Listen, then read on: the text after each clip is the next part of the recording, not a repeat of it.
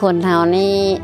เกิดมาแล้วเนาะก่อนที่เกิดมานี่ก็ยากที่สุดก่อนจะได้มาเกิดเป็นคนแต่ว่ายากปานใดก็ยากเนาะเกิดมาแล้วได้มาแล้วสุขภาพสมบูรณ์แล้วบ่หูบ่หนวกตาบ่บอดแขนขาบ่กุดแล้วแต่ว่ายังยี่ตายหมดทุกคนบัดนี้นะความตายนี่มันก็มีหมดทุกคนอยู่แล้วมันต้องตายเกิดมาแล้วแสนที่บ่อยากเจ็บมันก็ต้องเจ็บอยู่แล้วบ่อยากแก่มันก็ต้องแก่อยู่แล้วมันก็ต้องมีแล้วเกิดมาแล้วมันต้องมีเกิดมาแล้วหมดทุกคนเนาะบรรพชิตหรือว่าเทวดามารพรหมเลยปรารถนาบ่ได้นะหนึ่งก็คือความแก่แปลว่าขอบ่ได้ปรารถนาบ่ได้สองความเจ็บไข้แปลว่าขอเอาก็บ่ได้สามความตายเขาขอเอาก็บ่ได้ขอบ่ได้ภัยเขาต้องเจออันนี้นะต้องเจอหนึ่งเป็นความแก่สองความเจ็บไข้สามเป็นความตายสี่ความพัดภาคจากของหักของพอใจจะมีแก่เฮาต่อหน้ามีหมดทุกคนจะเฮาจีได้คบต่อหน้านี่เจ้าบ่อยากคบก็ได้คบ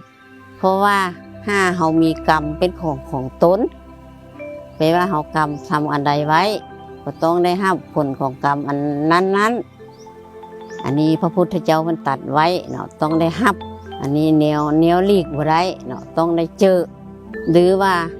พระพุทธเจ้าเพิ่นตัดไว้เฮาเกิดมาแล้วนี่นะเฮาต้องตายนี่นะแล้ววันนี้เพิ่นบอกไว้ได้ตายนี่ต้องมีคติทางไปนี่นะเฮามาเป็นคนแล้วเป็นมนุษย์แล้ววันนี้แสนยากดีว่าเฮาได้แล้วมันสิยากขนาดใดเฮาก็เกิดมาแล้วเฮาเป็นคนแล้ววันนี้เฮาต้องตายวันนี้เฮาต้องตายนี่พระพุทธเจ้าเพิ่นบอกไว้ว่ามี5ทางเฮาสิไปนี่นะหนึ่งก็คือไปเป็นสัตว์นรกสองก็ไปเป็นสัตว์เดรัจฉานสามก็มาเป็นเปรตสี่จะมาเป็นมนุษย์ห้าไปเป็นเทวดาไปว่า5ทางนี้เขาต้องได้ไปวันนี้เขาจะเลือกไปทางใดวันนี้เลือกไปทางใดเขาจะอะไรขอบ่ได้เลยขอก็บ่ได้พระพุทธเจ้าเพิ่นบอกเขาเพื่อสร้างเหตุสร้างปัจจัยคือเขาจะไปทางต่ำเขาก็มี3ทางเนาะไปนรกไปเป็นเดรัจฉานเป็นเปรต3ทางนี้เป็นทางต่ำมนุษย์กับเทวดาทางสูงบัดนี้เขาจะไปทางใดก็สร้างเหตุเอาเพิ่นว่าคันอย่าไปทางต่ำนี่มันง่ายอย่างใดก็เอาอันสิ้นทั้งไปทางต่ำนี่เขาฆ่าสัตว์กายนี่เขาไปฆ่าสัตว์ส่งมาลักสักสัมเพื่อผิดในกามวาจานี่เขาเว้าตัวเว้าโซเชียลเว้าคำหยาบเว้าโลเลเพ่งเล่งอย่าได้ของเพื่อนมาเป็นของโตแล้วก็พยาบาทแล้วก็มีความเห็นผิดทำอันนี้เลยวัตถุศีลเลยศีลกับมบุตรศีลกับแมนหรือว่าศีลกุศลศีลกายวาจาใจก็เห็นอันนี้ปกติอันนี้แม่นตายเมื่อเหลือก็แม่นทางไปก็คือ3ทางต่ำมาแหละคือว่าเป็นนรกสัตว์นรกสัตว์เดรัจฉานเปรตไปทางนั้นคันว่าเขาอยากมาเป็นมนุษย์หรือเป็นเทวดาเขาก็เฮ็ดดีตอนนั้นเฮ็ดดีคือกายเฮ็ดดีทางกายเขาบ่ฆ่าส่องกายเขาบ่ลักสั่งกายเขาบ่พูดผิดในกามวาจาเขาบ่เว้าตัวเขาบ่เว้าโซเชียลแล้วก็บ่เว้าคำหยาบบ่เว้าโลเลใจเขาก็บ่คิดเพ่งเล็งเอาของเพื่อนมาเป็นของโตเพื่อพยาบาทแล้วก็บ่มีความเห็นผิดอันนี้พระพุทธเจ้ามันบอกถ้าว่าเจ้าตายเมื่อไหร่ก็บ่ได้ไปแล้วทางต่ำขนาดเป็นมนุษย์หรือเทวดาอันนี้พระพุทธเจ้าเพิ่นตัดไว้เขาก็สร้างเอาเนาะบ่แม่นไปขอเอาหรือว่าโอ้ยตายไปแล้วมันเป็นคนนี่บ่ได้เฮ็ดดอกอันบ่เรื่องคือความเห็นผิดบ่มาแหละบ่ได้เฮ็ดดอกยามเป็นคนที่อยากกินอะไรก็กินโลดอย่าเฮ็ดอย่างไรก็เฮ็ดโลดอย่าไปเห็นสิใดงามๆก็ไปโลดนะผู้เฒ่าผู้แก่เพิ่นมักเว้าลมกันนี่ ว่าสนุกยามเป็นคนนี่ตายแล้วบ่ฮู้เป็นขี้เถ้าเท่านั้นแหละอันนี้ก็พระพุทธเจ้าเพิ่นตรัสไว้ไม่มีเนาะเป็นขี้เถ้าอยู่เป็นขี้เถ้าน่ะแต่ว่ามันยังไปเกิดอีกอยู่เกิดหรือบ่เกิดท่านก็คันผู้เชื่อก็เฮาก็เบิ่งว่ามื้ออื่นมันมีบ่มื้ออื่นมีก็ต้องชาติหน้าก็ต้องมีอันนี้คันว่าไปทางใดก็มีทางเลือกเนาะเลือกเอาเนาะอันนี้แปลว่าทางคติ5หาสิไปทางใดได้บ่สมปรารถนาเนาะปรารถนาเอาบ่ได้ขอเอาบ่ได้วิ่งวอนเอาบ่ได้นี่นะที่จะไปต่ออยู่ต่อสตาก็ต่อบ่ได้คำมันพระพุทธเจ้าเพิ่นน่ะต้องได้สร้างเหตุสร้างปัจจัยความภัยอนาคตข้างหน้านี่เนาะความแก่มันต้องมีแล้วเขาเกิดมาต้องเกิด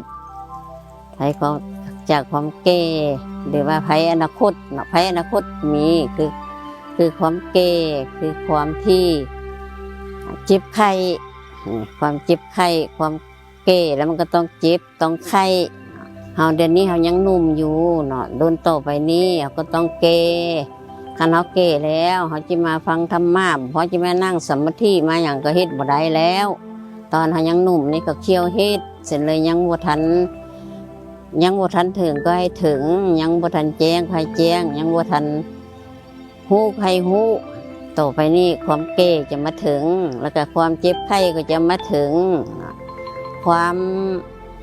ต่อไปนี่เดี๋ยวนี้อุดมสมบูรณ์เนาะอันใดก็ได้ละเข้ากล้าอันใดก็อุดมสมบูรณ์ต่อไปก็ถือเข้ายากแพงบ่หรือว่าเกิดมีภัยเริ่มที่มีแล้วนี่คืออยู่อันข่าวอยู่ต่างประเทศก็มีแล้วเนาะภัยนะน้อยนึงมันก็จิมาฮ้อนเฮายามใดเฮาก็บ่ฮู้ภัยโจรกำเริบหรือว่าเดี๋ยวนี้นะพระสงฆ์เพิ่นสามัคคีกันบอกสอนธรรมะน้อยนึงคันภัยมาถึงแล้วมันแตกไปคนละทิศคนละทางแล้วเขาก็บ่ได้ฟังต้องเอาใจใส่คือมันเข้าใจสิ่งที่ยังบ่เข้าใจยังบ่ทันฮู้นี่อะไรยังบ่ถึงให้ถึงอะไรยังบ่แจ้งก็ให้แจ้งเดี๋ยวนี้สักก้อนอันนี้ยำเลยก็เฮานี่เราสงสัยแต่ว่าเลยก็แม่นแต่กรรมเฮานี่มีกรรมไปเลยบ่เลยกรรมหลายกรรมน้อยเฮาก็รู้จักกรรมเนาะกรรมนี่มันเป็นอะไรพระพุทธเจ้าเพิ่นก็ว่ารู้จักกรรมอันเลยเป็นกรรมเนาะกรรมนี่คือว่าอย่างนึงก็คือว่ากรรม6แง่มุมก็ได้ละกรรม6อย่างพระพุทธเจ้าเพิ่นว่าอันใดกรรมของแม่หมู่อันใดเป็นกรรมรู้จักก่อนกรรมในกรรมนี่มันบ่แม่นของเป็นนายานแล้วก็บ่แม่นของให้บ่แม่นของดีมันเป็นกลางความซื่อมันซื่อกรรมนะกรรมนั่นคือการกระทำเขากระทำเขาเจตนาคนคันทำดีก็เป็นกรรมดีคันทำบ่ดีก็เป็นบาปอันนี้มันด้วยก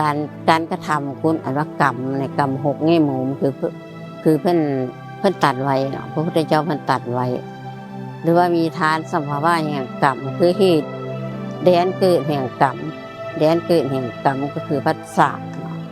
หรือว่าวีมตาแห่งกรรมคือกรรมเป็นไปต่างๆเป็นพาให้สัตว์ไปเกิดนรกก็ได้เป็นเดรัจฉานเป็นเปรตเป็นมนุษย์เป็นเทวดาทำให้สัตว์นั้นเป็นไปต่างๆวีมตาแห่งกรรมด้วยวิบากแห่งกรรมวิบากแห่งกรรมมันก็กรรมอย่างหนึ่งก็ได้รับผลในปัจจุบันเนาะอย่างสองมาก่อนอุปปัสสะดนไปได้กี่เท่าคนบอกอย่างได้รับผลก็มีหรือว่าอัปปริยญาโตไปอีกหรือว่าเป็นภพใหม่ภพหน้าอันนี้ก็มีคือว่าวิบากแห่งกรรมหรือว่าผลของกรรมต้องได้รับต้องได้รับเฮ็ดต้องได้รับเฮ็ดดีก็ต้องได้รับผลดีเฮ็ดบ่ดีก็ได้รับผลบ่ดีอันนี้วิบากแห่งกรรมหรือว่าความดับแห่งกรรมความดับแห่งกรรมก็คือความดับแห่งภัสสะดับกับก็ดับกรรมนี่มันเกิดจากภัสสะคือการกระทบทางตาเป็นสุขเป็นทุกข์กรรมก็เกิดแล้วกระทบทั้งหูได้ยินเสียงเขาย้องได้ยินเสียงเขาตีก็เป็นทุกข์แล้วกรรมเกิดแล้วดังได้กลิ่นหอมกลิ่นเหม็นบ่พอใจกรรมก็เกิดแล้วลิ้นก็คือการเนาะได้กินอาหารบูดได้กินอาหารแซ่บแนวรสอร่อยหรือว่ารสแซ่บหรือว่ารสบ่แซ่บก็เกิดแล้วเกิดจากภัสสะแล้วภัสสะทางลิ้นแล้วภัสสะทางกายมันฮ้อนเดี๋ยวนี้ก็เกิดภัสสะทางฮ้อนแล้วบ่พอใจแล้ว จะอยู่แต่ห้องแอร์แล้วเวลาฮ้อนก็ได้อันนี้เกิดจากภาษาเมื่อความทุกข์ความสุขนี่นะหรือว่าเกิดจากภาษาทางใจก็คือว่าระลึกสิ่งที่บดีขึ้นมา หรือว่าสิ่งที่ดีขึ้นมาก็เป็นอารมณ์ทางกระทบทางใจ อันนี้ก็เป็นภาษาก็ดับกรรมคือว่าเขาอย่ายืนเหนือกรรมยืนเหนือกรรมก็คือที่เว้ามาคือสัมมาทิฏฐินี่เป็นยืนเหนือกรรมน้ำเหนือกรรมคือว่ากรรมดำมีวิบากอย่างมีวิบากดำกรรมขาวมีวิบากขาวหรือว่ากรรมทางดำทั้งขาวก็ปนกันก็มีวิบากทางดำทั้งขาวหรือว่ากรรมเหนือกรรมเหนือกรรมนั่นก็คือว่าบ่มีกรรมละมืดกรรมอันนี้ไม่เรื่องกรรมเนาะนี่เฮาระบ่ฮู้เราไปเก้แต่กรรมเก้ตำเก้เงินก็มืดกรรมละบ่มืดก็บางคนเนาะบ่แม่นมืดทุกคนผู้ฮู้แล้วก็แม่นบ่เฮ็ดก็สบายว่าเรื่องกรรม